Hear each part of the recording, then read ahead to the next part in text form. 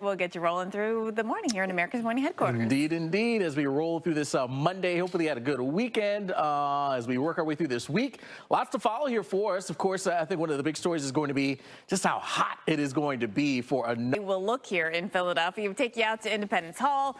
Maybe you're doing some visiting. Go down to Old City area now because you can see it's cloudy, but things are going to be changing. Let's bring in the storms. This happens later this afternoon, and we could see a change in scenery just like this where you get some ponding of water, because the rain rates are coming down pretty fast and heavy, and we could be looking at this happening on the roads too, not just the grass. But this is not an all-day thing, and by this evening, we're going to be seeing things clear up, and we will see much improved conditions. So let's time it out and look at the modeling to show you how things are going to progress.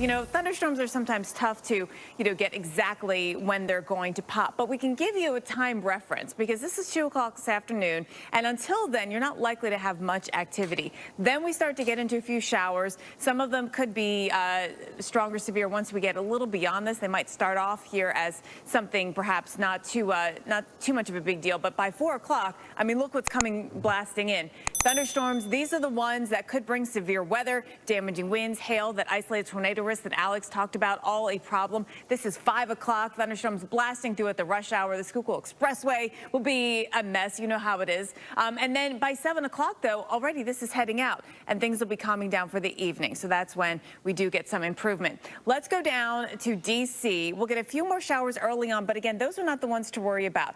These thunderstorms that come in for us in D.C. about 2 or 3 o'clock, these are the nasty storms. You saw that beautiful rainbow that we shared at the start of the show. We may see some of that again this evening because, again, we will see, we think, sort of these supercellular kind of storms coming on through. Not necessarily, a big massive rain that does, is nonstop, but it could bring severe damaging winds, the hail, that isolated tornado risk. Let's go up to New York City. For us, it's a little bit later, about 5 or 6 o'clock. We may see a few showers before that, but this is when the nasty storms really come in. We're expecting very heavy rain, and not that it's going to last all evening either, right? It's a pretty short window between about 6 to 8 or so that we can see these storms moving in and then moving out. Then let's jump up here to Albany and right along the Hudson Valley. We've got thunderstorms for us about similar timing, maybe a little bit sooner. 4 or 5 o'clock or so, lasting until about 7 or 8 o'clock in terms of the nastiest weather, and then the showers mainly moving out beyond that. There may be a few more spotty showers, though, before the evening ends. All right, so that's what's happening in the Northeast to time it out. What about to the south, Alex? How much do we think could bring some strong gusty winds? And often these storms don't have a ton of rain with them, or at least not in a widespread fashion. So that's the concern with thunderstorms in the forecast here. You would think any rain is good.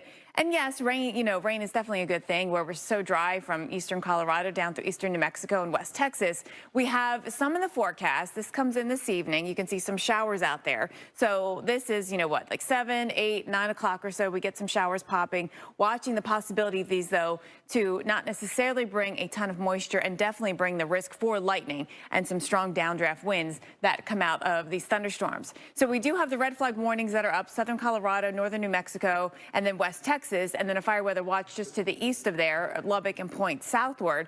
The challenge, of course, has been that there's just been not a lot of moisture in the atmosphere. Now, that changes a little bit today, thanks to the fact that we do have those rain chances and we do have moisture in place to allow that to happen. So you can see, this morning, Roswell, we're running down at, 50 to maybe even 60% relative humidity. But by this afternoon with the heating, we are going to be watching those numbers drop. And by tonight, look at this, we're down to 7% relative humidity. So once those rain chances push east, we drop the RH really, really fast. The fire potential today, though, it is elevated, and where the area that's expecting those thunderstorms are probably going to be dry thunderstorms, this is a zone that's being highlighted. Eastern New Mexico, West Texas, maybe up into southeastern Colorado as well. So be especially careful across this area today.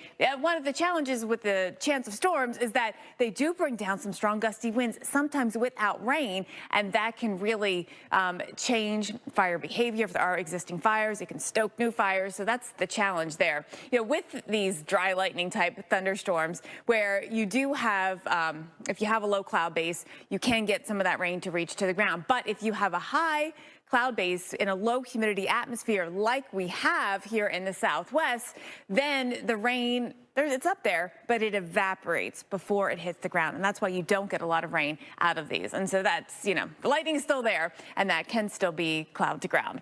So tomorrow we're going to do the same thing again, just move a little bit farther to the east, mainly West Texas, where we do have a critical and elevated fire risk.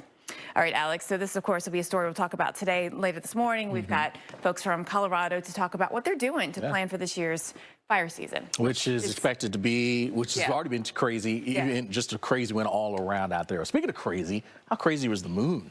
Look at that. The moon itself was great. I didn't get to see the eclipse portion of it, but the moon was beautiful last night, right? It was. Full and big. Yeah, exactly. I mean, it was perfect. I didn't stay up for. And the lightning can spark new fires. The winds from the thunderstorm itself would still make it down to the ground, and that could also affect fire behavior. And that's going to be a concern tomorrow across portions of West Texas. Another chance of getting a few thunderstorms, and we do think the moisture won't quite be what we need it to be in place to get us just a good rain-making thunderstorm event, right? So that's a concern out here. We were just speaking with Colorado and their fire prevention, and what they're communicating this year is they want everyone to expect it. You just have to know that it could happen in your neighborhood and to prepare accordingly. Yeah, I mean, in years past, it was like, oh, there's no threat to us, but that thought process, we've got to put that atmosphere. So we've got this lower humidity, and that means that the cloud base is going to be higher, and so